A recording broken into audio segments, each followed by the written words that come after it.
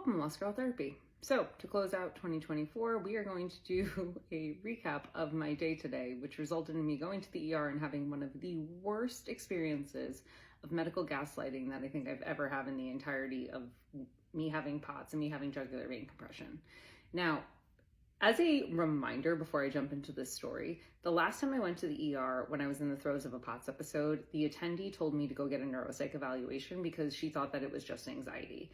And the refresher here is that when I got the neuropsych eval, it didn't come up with a hint of anxiety. It came up with a shocking and surprising diagnosis of ADHD inattentive as well as PTSD, but I was not clinically anxious. Keep that in mind because in the next 3 minutes, it's going to be really important information. So over the last 2 or 3 days, I just haven't been feeling well. I've been kind of feeling dizzy, groggy. My heart's been doing some weird stuff. And I have delayed going to the hospital because I did not want to be medically gaslit. I seriously considered just going through these cycles on my own, but in the course of 24 hours, I had 3 cycles where I basically started becoming incredibly faint out of nowhere. My breathing would change. I wasn't getting enough oxygen in. My pulse rate would drop. I would need to lay down and then I would start shaking uncontrollably. The third time that happened was this morning. And I finally was okay, we have to do something about this. And even before I considered going to the ER, I called not 1, but 2 of my doctors to get second opinions. I called a neurologist. I also called the neurosurgeons and I spoke to their PA. And we had very long discussions about all of my symptoms, about the heart rate, about the pulse, about the chest pain, about the fainting, etc. And both parties agreed that I should go to the hospital, to the ER, just to be safe, to get it checked out, that it might not be an emergency, but it was worth getting checked out. So at 11 a.m. this morning, my mom and we go to the ER. And Jan's been a real trooper because Jan comes with me to all of these things. And so we just buckle in for the next 8 hours.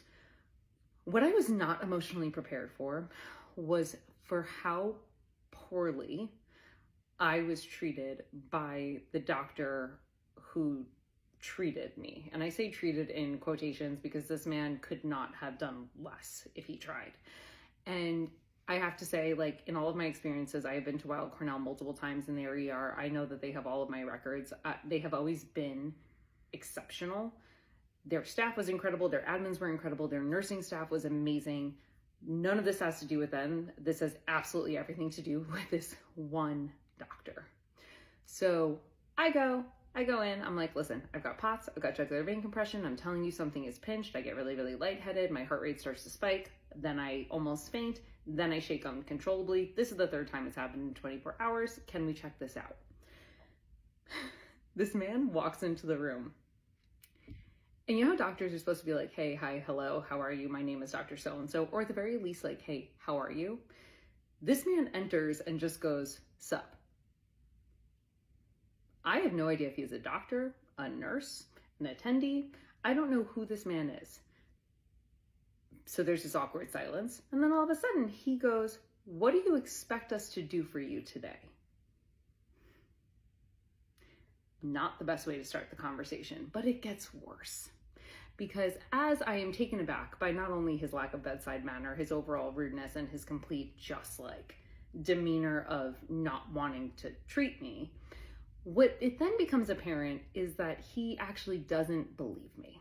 So in our conversations, I'm here's the whole kit and caboodle. This is what's going on. And he goes, if this is not a life or death situation, there's really not much for us to do. Now, I understand that. I understand that an emergency room is for an emergency. But remember, I spoke to 2 separate physicians. We all agreed that I should probably go to the ER if this is the 3rd time that it's happened in 24 hours.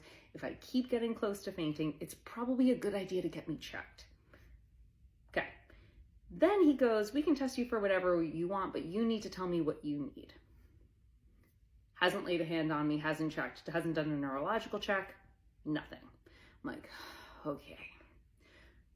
So he checks me out.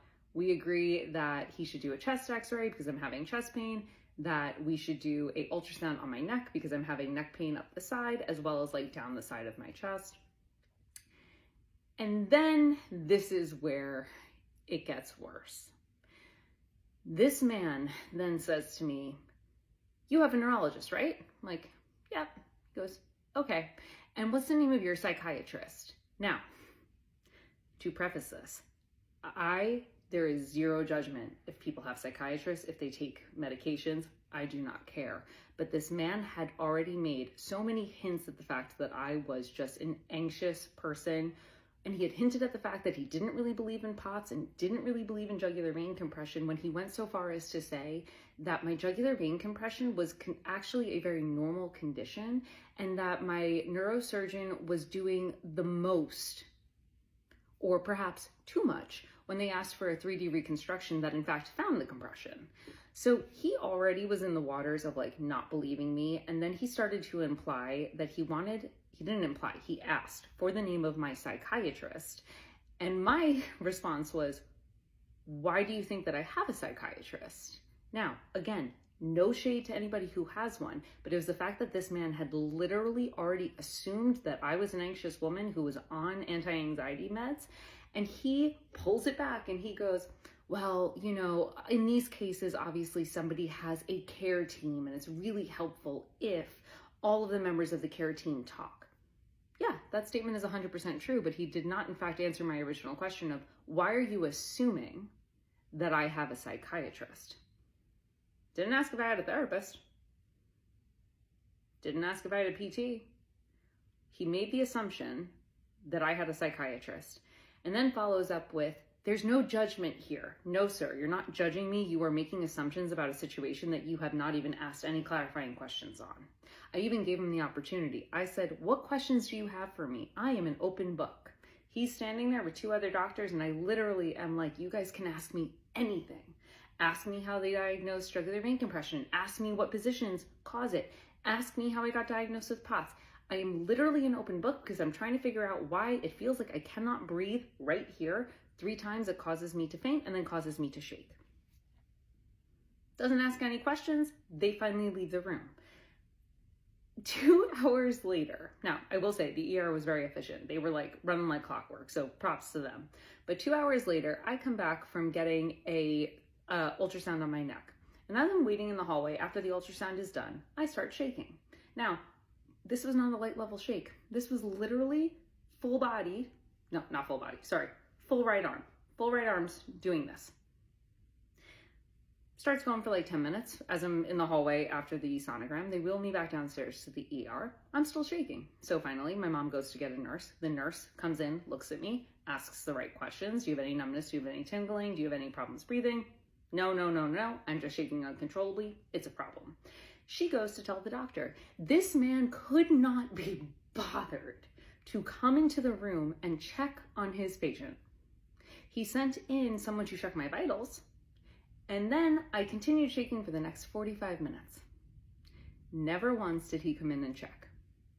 Not one time did he come in to check and see why a patient of his was shaking involuntarily and uncontrollably for over 45 minutes in a bed in the ER. And if that doesn't tell you everything you need to know about this person, I don't know what else to say.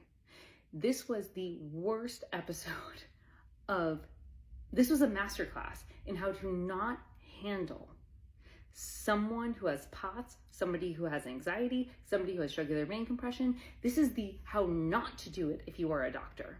Because this, and I literally said to all of the doctors when they were doing the initial consult, I said to them, I did not get as far as I did in this journey. I did not figure out ways to treat my POTS. I didn't figure out ways to handle my jugular vein compression by assuming that nothing was wrong. I fought to get diagnoses. I fought to get the right tests done, and you need to trust me as the patient. And his response to that was to do the bare minimum and to not only not trust me, but to disregard me and to go so far as to not even check in on me when I'm clearly having something going on is wholly unacceptable. And this is the reason I thought I was being earlier in the day where I was like, oh, I don't know if I want to go to the doctor because I don't want to be medically gaslit. This is the example of real life experiences that make patients feel that way. We're not making it up. This is a real life example of why People who have POTS, people who have jugular vein compression, dysautonomia, anything in that realm, find it incredibly difficult to go to doctors when we need help. It is literally because we are not believed. We are treated like we are just anxious, and then we have all of these assumptions being thrown at us. And it is not fair, and it is not right. And it is something that needs to change in the medical community, because this doctor was woefully underprepared in how to talk to a patient. So much so that when he brought out the stereotypical classic jargon of, this is not being a judgment on you, this is, your feelings are valid, he could not have been more disingenuous, and I could not have felt more unseen and misunderstood in a setting. And I can't even imagine how many patients he makes feel that way on a regular basis.